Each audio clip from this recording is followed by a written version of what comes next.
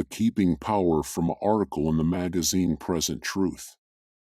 The power that is able to save you is also able to keep you. When you believe, you are kept by the power of God through faith unto salvation. 1 Peter 1 verse 5. If your faith does not claim the power of God in the daily stress of sin, it is not a saving faith. Whenever you fall into sin, it is because for that moment your faith has let go of the Lord, and you are not believing in Him. For whosoever believeth that Jesus is the Christ is born of God. Being born of God by faith is not something that is done once for all time, but is a continual process.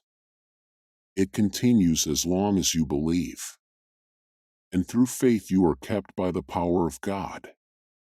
We know that whosoever is begotten of God sinneth not, but he that is begotten of God keepeth him, and the evil one toucheth him not. 1 John 5 verse 18.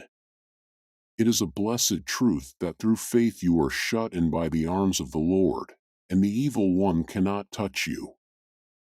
There is refuge, a haven from the storm. Oh, that you might learn to abide in the shelter, for you know well enough by bitter experience that you do not have the power to keep yourself not for even one moment. Even in this world of sin and wickedness, through faith you can be kept from the iniquity that surrounds you, that is even in your very flesh ready to spring on you.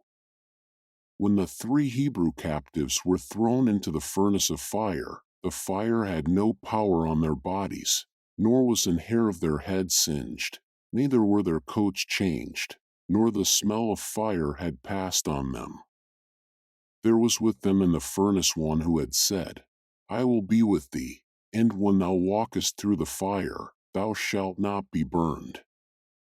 It is He that is pledged to keep you in the midst of the consuming fire of sin. You cannot endure it alone, you always fall, and the fiery darts strike into your soul. The prayer of David may be yours continually. Create in me a clean heart, O God, and renew a right spirit within me. Psalm 51 verse 10. Thank God, when your faith has not held Him fast, and the enemy has found you and touched you, there is still the promise following the injunction, sin not. And if any man sin, we have an advocate with the Father, Jesus Christ the righteous. He releases you from the enemy and sets you free again. But He sets you free that you may hold steadfastly to Him by a firmer faith. In the bitterness of sin you are taught your own weakness and worthlessness, and in the sweetness of His forgiveness you are taught His power to save.